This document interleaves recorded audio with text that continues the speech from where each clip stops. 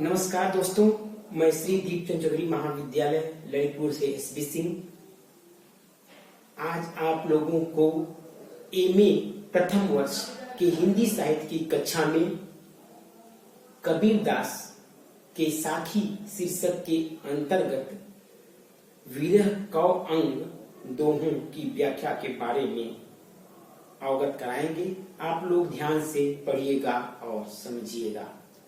श्री दीपचंद चौधरी महाविद्यालय ललितपुर की ओर से सभी विद्यार्थियों का ऑनलाइन कक्षा में स्वागत है। आप लोग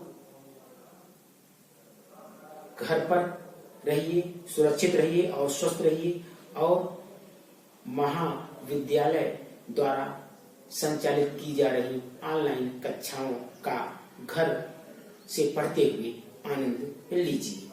ठीक है, चलिए हम बच्चों अब टॉपिक पे आते हैं। बिरहा बुरहा जिन कहो बिरहा है सुल्तान, जिस घट बिरह न संचर सो घट सदा मसान। बिरहा बुरहा जिन कहो बिरहा है सुल्तान, जिस घट बिरह संचर सो घट सदा मसान। ठीक है, इस दोहे की हम व्याख्या देखते हैं बच्चों। विरह व्यर्थ में चिल्लाने से विरह की अनुभूति नहीं होती है। कबीरदास जी कहते हैं कि विरह व्यर्थ में चिल्लाने से विरह की अनुभूति नहीं होती है। विरह को बुरा नहीं समझना चाहिए। वास्तव में विरह शरीर का मालिक है। उसे एक अदना आदमी के रूप में विरह कहकर न पुकारो। जिस शरीर में विरह रूपी सुल्तान का संचरण नहीं होता, वह शरीर शमशान की तरह दिखाई देने लगता है। प्रेम का शुद्ध और परिष्कृत रूप विरह के बिना संभव नहीं होता है। ईश्वरीय विरह के अभाव में शरीर अशुद्ध ही नहीं बल्कि वह मुर्दे के समान शरीर लगने लगता है। कबीर की दृष्टि में जीवन की सार्थकता भक्त की विरह की भक्ति में, यानी विरह की भक्ति भाव में ही देखने को मिलती है। विरह की भक्ति में ही मिलती है। ठीक, समझ में आ गया बच्चों? आगे चलते हैं। अंसड़िया झाई पड़ी पंथे निहारी निहारी, जी भड़िया छाला पड़ा राम पुकारी पुकारी। अंसड़िया आंखों में, झाई मतलब अंधेरा, पड़ी पंथ मतलब रास्ता, निहार मतलब देख कर, जी भड़िया जीभ में छाला पड़ा राम पुकारे पुकारे। राम नाम रूपी पुकारते पुकारते, राम नाम का स्मरण करने से जीव में क्या छाले पड़ गए। अब यहाँ इसकी व्याख्या देख लीजिए बच्चों। कबीरदास जी कहते हैं कि प्रियतम का रास्ता देखते देखते, यानी परमात्मा रूपी प्रियतम का रास्ता देखते देखते आत्मा रूपी जीवात्मा रूपी विरहणी की आंखों के आगे, आंखों के सामने अंधेरा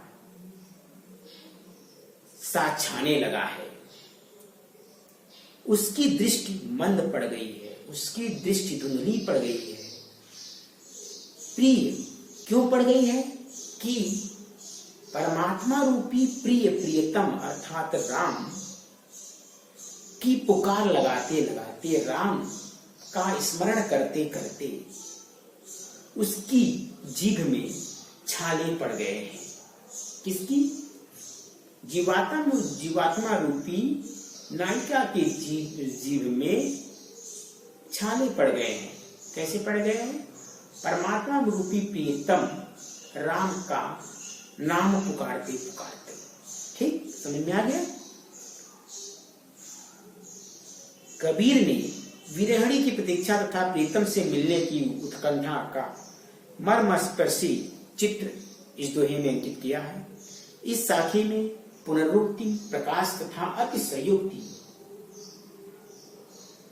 अलंकार का प्रयोग किया गया है। ठीक, आगे चलते हैं बच्चों।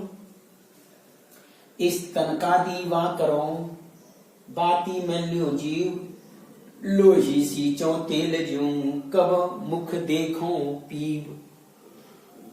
इस तन, तन का होता है शरीर, दीवा दीपक करो, बाती बत्ती वर्तिका, मैल्यू डालो जीव जीवात्मा, खून लोही खून, सींचो तेल जीव खून रूपी तेल, ज्यों कब मुख देखो पीव, परमात्मा रूपी प्रियतम का दीदार कब होगा, अर्थात ईश्वर का दीदार कब होगा मेरी आंखों के द्वारा।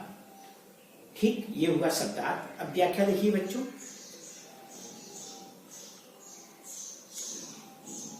आत्मा रूपी विरहणी, जीवात्मा रूपी विरहणी प्रियतमा परमात्मा रूपी प्रीतम की प्रतीक्षा करते करते अतिशय बेचैन हो गई है, उसकी आंखों में झाई पड़ चुकी है। जीभ भी पुकार करते करते छाले से युक्त हो गई है। ऐसी विकट स्थिति में उसे एक उपाय सूझता है। वह फैसला करती है कि अपने शरीर को दीपक बना ले। क्या बना ले? नायिका अपने शरीर को, विरहणी अपने शरीर को दीपक बना ले, उसमें जीवन की वर्तिका डाल दे, यानी उसमें जीवन की बत्ती डाल दे और खून रूपी तेल से उसको सींचती रहे। इस दीपक के प्रकाश में शायद उसकी प्रियतम अर्थात परमात्मा रूपी प्रियतम का मुख उसे दिखाई पड़ जाए या परमात्मा रूपी प्रीतम का दीदार हो सके।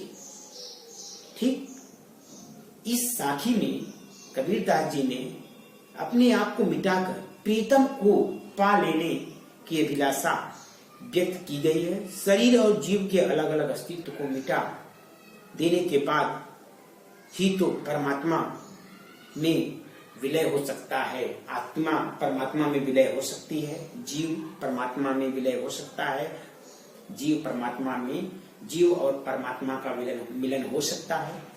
ठीक, लोही आदि की जिक्र में प्रेम चित्रण की अद्वितीय समर्पण भाव का वर्णन किया गया है।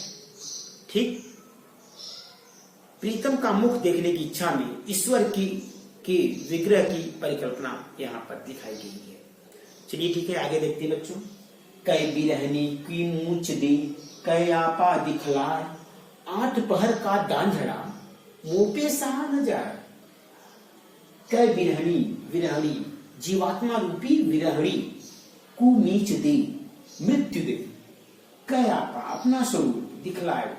8 पहर, दिन और रात मिला के 8 प्रहर होते हैं। ठीक, जिसे हम 8 प्रहर, कितने पहर होते हैं? दिन और 24 घंटे में 8 पहर होते हैं। 8 पहर का दांझड़ा मुंह पर मुझसे सहा न जाए। ठीक, इसकी व्याख्या देखिए बच्चों। आत्मा रूपी यानी कबीरदास जी कहते हैं कि आत्मा रूपी विरहणी, आत्मा रूपी प्रियतमा, आत्मा रूपी विरहणी नायिका, आत्मा रूपी विरहणी प्रियतमा कहती है कि परमात्मा रूपी प्रियतम से कहती है कि हे प्रियतम, हे नाथ, हे स्वामी, हे प्रियतम, या तो मुझे मृत्यु दे दो या अपना मुझे दर्शन दे दो, या अपना मुझसे साक्षात्कार करवा दो। 8 पहर की जलन मुझसे सही नहीं जाती है। ये जो 8 पहर की जलन है मुझसे अब सहा नहीं जाता। क्यों? विरहणी नायिका कह रही, विरहणी प्रियतमा परमात्मा रूप प्रीतम से अपनी पीड़ा को व्यक्त करते हुए कह रही कि हे प्रीतम, अब मुझसे ये 8 पहर की जलन मुझसे सही नहीं जाती। ठीक, विरहणी की खोज तथा अतिशय विकलता व्याकुलता की व्यंजना इस दोहे में की गई है। आध्यात्मिक विरह की पीड़ा कितनी भी गहन हो, किंतु उसमें एक अद्भुत शक्ति, एक परम शक्ति होती है जो शरीर को नष्ट करने से बचा लेती है। विरहणी की मृत्यु भी ईश्वर की कृपा से ही मिल सकती है, क्योंकि मृत्यु बिना ईश्वरीय आदेश के भक्त के पास आ ही नहीं सकती है। जब ईश्वर का आदेश होगा तभी भक्त के पास मृत्यु आएगी, अन्यथा भक्त को कुछ नहीं है। एक सच्चे साधिका है कि सच्चे साधक को कुछ नहीं हो सकता है, ईश्वर की कृपा अगर उस पर हो जाए तो। ठीक, आगे चलते हैं बच्चों। सुखिया सब संसार है, खावे और सोवे, दुखिया दास कबीर है, जागे और होवे। सुखिया सब संसार है, सुखिया सब संसार सुखी है, खावे और रोवे, खाते हैं और रोते हैं, दुखिया दास कबीर हैं, जागे और रोवे। संसार में जितने भी लोग हैं वो खा के केवल सोते हैं। यहां पर कबीरदास जी ने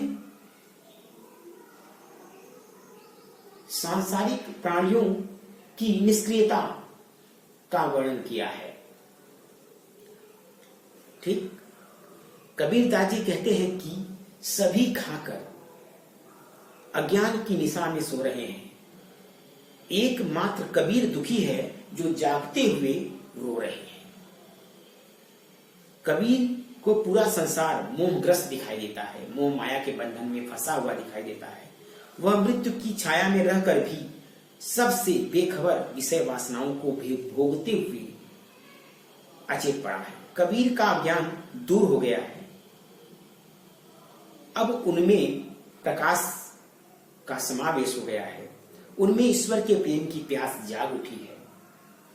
सांसारिकता से उनका मोह भंग समाप्त हो गया है, उन्हें दोहरी पीड़ा से गुजरना पड़ रहा है।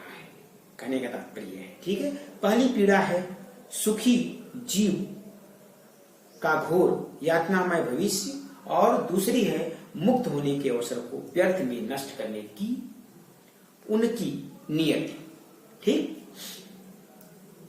दूसरी पीड़ा है भगवान को पा लेने की अतिशय बेचैनी, अतिशय तड़पन, चाहत।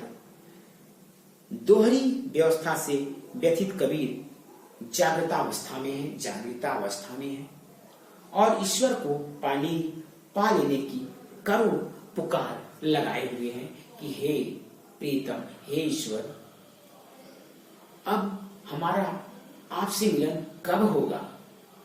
ठीक, आज के लिए इतना ही बच्चों। उम्मीद करता हूं कि मैंने आपको कबीरदास जी के साखी शीर्षक के अंतर्गत विरह का अंग दोनों की व्याख्या के बारे में जो जानकारी प्रदान की वह आपको अच्छी तरह से समझ में आ गई होगी। ठीक है बच्चों, बहुत बहुत धन्यवाद बच्चों। ठीक रहे, घर पर रहिए, सुरक्षित रहिए। ठीक, ओके, बहुत बहुत धन्यवाद।